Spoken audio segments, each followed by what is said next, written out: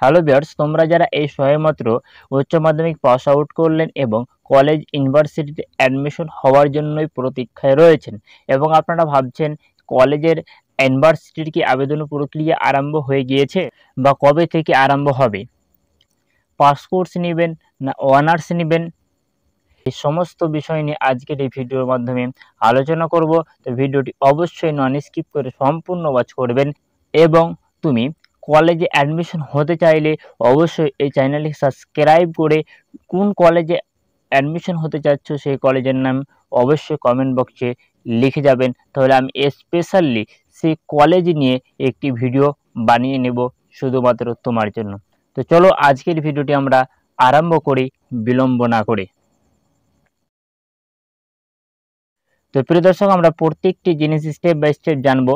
ভিডিওটি নন স্কিপ করে দেখবে, তাহলে কোনো কনফিউজ থাকবে না। জানবো অনার্স নেওয়া ভালো না পাস কোর্স নেওয়া ভালো।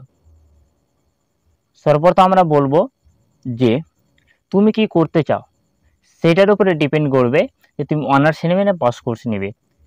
অনেকেই বলবে অনার্স নিয়ে ভর্তি হ, অনার্স নিয়ে পড়াশোনা কর, তাহলে মূল্য বেশি। এটা কিন্তু মোটেও না। একজন পাস কোর্স নিয়ে যে ডিগ্রিটা হাসিল করবে পাবে এবং অন্যজন অনার্স নিয়ে যে ডিগ্রিটা পাবে, দুজনের মূল্য কিন্তু একই, কোনো তফাৎ নেই। তো অনার্সের অ্যাডভান্টেজ কোথায় পাবে এবং অনার্স নিয়ে লাভ কি, পাস কোর্স নিয়ে লাভ কি? অনার্স কখন নিবে? যখন কেউ কোনো একটি পার্টিকুলার সাবজেক্ট নিয়ে পড়াশোনায় আগ্রহী এবং কি তার ফ্যামিলি কন্ডিশন অনেকটাই বেটার রয়েছে, তাকে দীর্ঘ সময় ধরে পড়াশোনা করাতে পারবে, গ্র্যাজুয়েশন করবে, এমএ করবে এবং পিএইচডি করবে, সেই সাবজেক্ট নিয়ে একটি দক্ষতা অর্জন করে কলেজের প্রফেসর এবং কি অন্যান্য চাকরিতে বসতে পারবে। অতি তাড়াতাড়ি সফল হতে চান বা পড়াশোনার সাথে সাথে পার্শ্ববর্তী কিছু করতে চান, তাহলে পাস কোর্স নেবেন। পাস কোর্স নেওয়া মানে হচ্ছে যে ধরে নাও তুমি পড়াশোনার সাথে সাথে সরকারি চাকরির জন্য কম্পিটিটিভ এক্সামের জন্য পড়াশোনার পরিস্থিতি চালিয়ে গেলে জোর কদমে কি হলো, 3 বছরের মধ্যে গ্র্যাজুয়েশন কমপ্লিট হলো এবং তুমি 3 বছরের মাথায় কিন্তু সরকারি যে কোনো চাকরিতে বসতে পারবে। অনেকেই চাকরিতে কিন্তু গ্র্যাজুয়েশন এলিজিবল ক্রাইটেরিয়া থাকে, সেটি কিন্তু তোমার ফুলফিল হয়ে যাচ্ছে। তো মাথায় রাখবে, আমাদের মাথার মধ্যে একটি ধারণা আছে যে অনার্স নিয়ে থাকলে আমরা চাকরি তাড়াতাড়ি পাবো, আমাদের মূল্য বেশি। এটা কিন্তু মোটেও না, এটা আমাদের মাথার মধ্যে একটি ভুল ধারণা। অনার্স পাস কোর্স দুটো ডিগ্রির সমান সমতুল্য, কোনো ডিফারেন্স নেই। অনার্স নেওয়া নিজের কোনো একটা সাবজেক্ট নিয়ে প্রিয়, পড়াশোনা করতে ভালো লাগে সেই সাবজেক্ট নিয়ে অনার্স নাও, দীর্ঘ সময় ধরে পড়াশোনা করো, সেই বিষয় সম্পর্কে ডেপথে গিয়ে জানো, তার বিস্তারিত আলোচনা করো, গবেষণা করো, তাহলে অনার্স নাও। এমনিতে পড়াশোনা চালাতে চাইলে, সরকারি চাকরি করতে চাইলে বা অন্যান্য কোনো কিছু আপনার ড্রিম থাকলে পাস কোর্স নিন। কলেজের সঙ্গে সঙ্গে আপনার সেই স্বপ্নের লক্ষ্যের দিকে আগান, তাহলে পাস কোর্স সবচেয়ে বেটার। এবার আরেকটি প্রশ্ন উঠে আছে যে আমি কোন সাবজেক্টের উপর অনার্স নেব বা অনার্স নেওয়ার জন্য আমাকে একটি সাবজেক্টে কত নাম্বার পেতে হবে। অনার্স নেওয়ার জন্য কোনো সাবজেক্টে নাম্বার ভ্যারি করে না। যে কলেজে আবেদন করছো, যে কলেজে ভর্তি হতে চাচ্ছ, সেই কলেজের উপরে ডিপেন্ড করবে।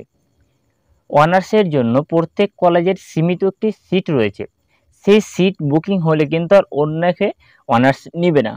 ধরে নাও তোমার নাম্বার রয়েছে 80 এবং অনেকের নাম্বার রয়েছে 90+।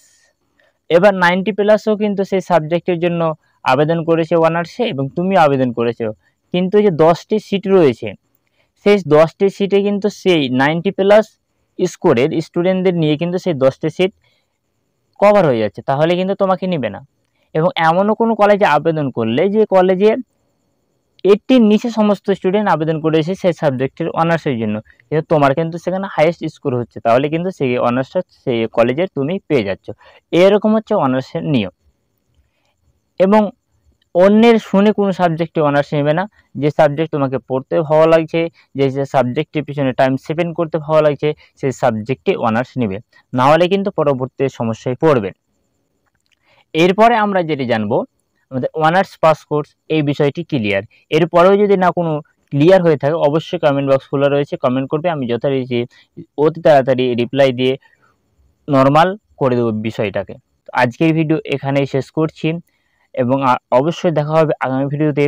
আজকের ভিডিওটি কেমন লাগলো এবং এখন পর্যন্ত যারা আমার চ্যানেলটি সাবস্ক্রাইব করোনি অবশ্যই আমার চ্যানেলটি সাবস্ক্রাইব করে রাখবে। আমি কলেজের যে কোনো আপডেট তোমাদের সাথে শেয়ার করব। আজকের ভিডিও এই পর্যন্ত।